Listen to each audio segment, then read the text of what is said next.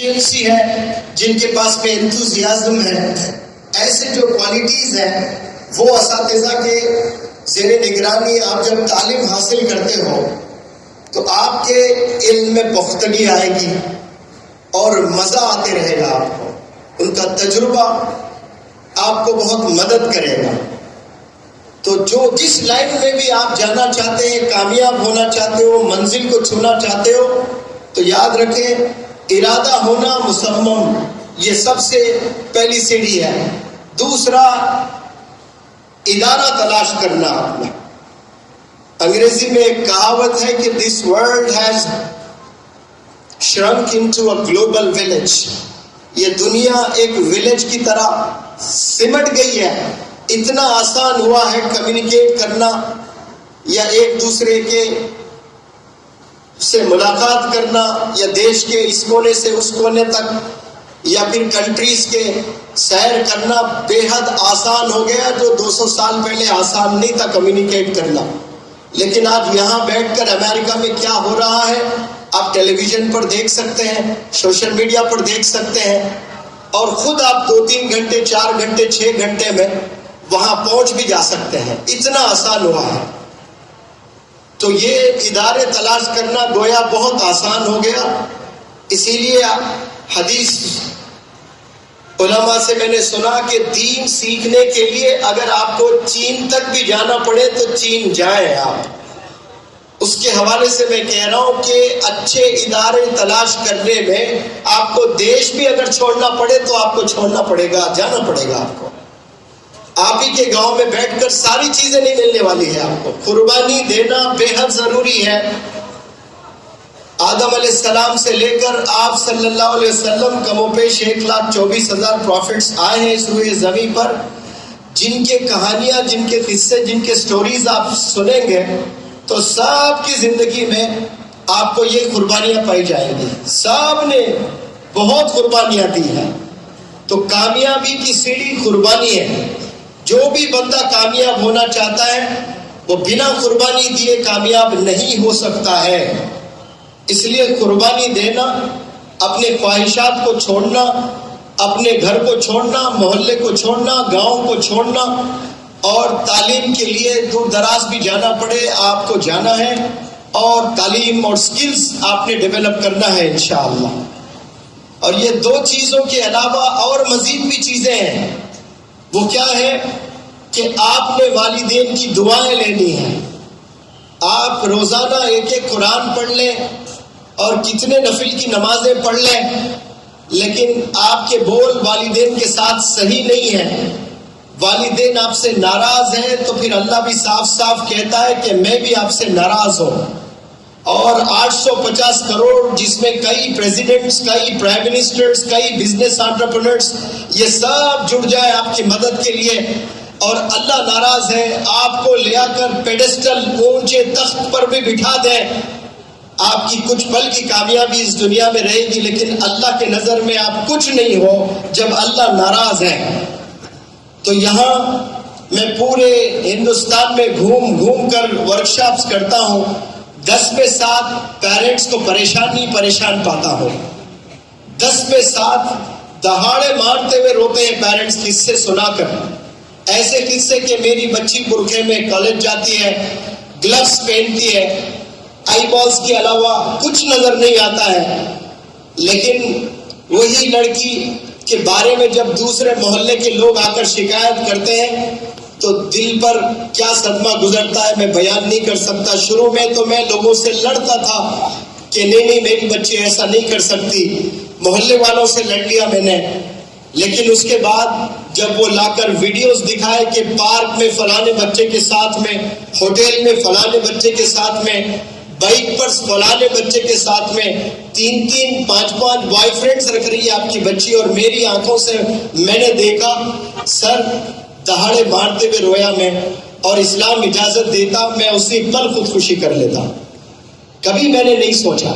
اسی لیے میں لڑکیوں کو جب ایڈریس کرتا ہوں تو کہتا ہوں جب تک آپ کی نظر نیچے رہے گی سڑکوں پر، جب آپ چلتے ہو تب تک آپ کی والدین کی نظر اوپر رہے گی. فخر سے روڈ پر چل پاتے ہیں وہ لوگ. آج یہ حال ہے، گھر سے باہر نکلنے کے بعد نوجوان بچے نوجوان بچیاں کتنے گناہوں میں ملوث ہوتے ہیں، والدین کو ذرا بھی فکر نہیں ہے اور علم نہیں ہے، ذرا بھی معلوم نہیں ہے کہ میرا بچہ کیا کر رہا ہے۔ مصروف اپنے زندگی میں ماں باپ ہیں اور سمجھتے ہیں کہ ہم اچھے اسکول میں، اچھے کالج میں، اچھے یونیورسٹی میں ہم اپنے بچوں کو پڑھا رہے ہیں، لیکن وہ بچے جا کر کیا رہے ہیں یہ والدین بے خبر ہے اس سے۔ اسی لیے والدین کی بھی ذمہ داری ہے۔ میں ہر اسٹیج سے کہنے کی کوشش کرتا ہوں کہ اللہ نے 2 آنکھ آپ کو دیے ہیں، تو ایک آنکھ سے محبت کریں اور ایک آنکھ نظر رکھیں اپنے بچوں پر۔ اور میں آپ سے عرض کر رہا تھا کہ کامیاب ہونے کے لیے پہلے ارادہ ہونا، پھر اس کے بعد میں ایک اچھا ادارہ تلاش کرنا، پھر والدین کی دعاؤں سے آپ نے علم حاصل کرنا، یا جو لائن میں بھی آپ بزنس میں کام کر رہے ہو والدین کی دعائیں بھی جڑنا اس میں، تو پھر یہ اللہ کی مدد آتی ہے۔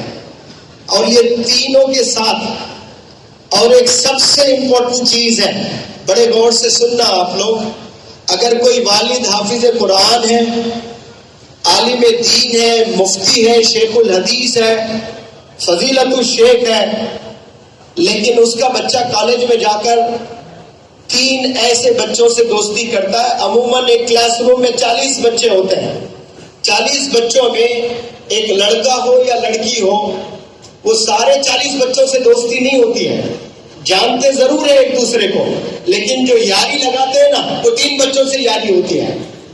اور وہ 3 بچے اگر زانی ہیں، شرابی ہیں اور مزید گناہوں میں ملوث ہے تو والد تو بڑے دیندار ہیں، اب ایسے دیندار والد کا بچہ بھی جا کر وہ 3 بچوں سے دوستی اگر کر لیتا ہے نا تو پھر وہ والد بھی نہیں روک سکتا ہے، صحبت کا یہ اثر ہوتا ہے۔ اس لیے انگریزی میں کہتے ہیں man is known by the company he keeps. آپ کے دوست کو بلاؤ، میں دوست سے بات کر کے بتاؤں گا کہ آپ کا مستقبل کیسے ہونے والا ہے۔ یہ صحبت بڑی خطرناک چیز ہے، it can make you and at the same time it can break you. یہ آپ کو آباد بھی کر سکتی ہے، برباد بھی کر سکتی ہے، یہ آپ کو گرا بھی سکتی ہے، یہ آپ کو بلندیوں پر پہنچا بھی سکتی ہے۔